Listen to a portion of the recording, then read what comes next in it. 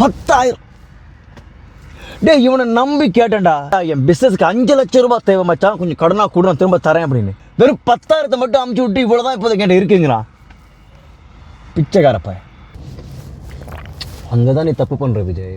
இப்போ அவன்கிட்ட 5 லட்ச ரூபாய் இருந்து உனக்கு வெறும் 10,000 ரூபா கொடுத்துருந்தானா ஓகே, அவன் பண்ணது தப்புன்னு ஒத்துக்கலாம். ஆனால் அவன்கிட்ட இருந்ததே 10,000, அது அப்படியே உனக்கு அமைச்சிருக்கானே, அதை யோசிச்சு பார்த்தியா?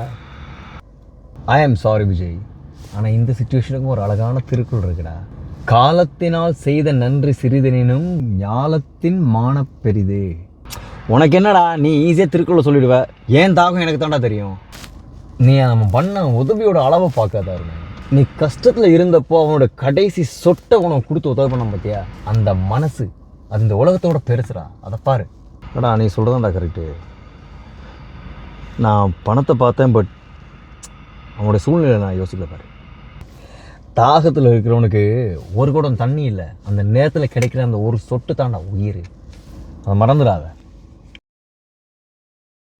What this verse means is that a favor done in times of need, though it's small, is larger than the world.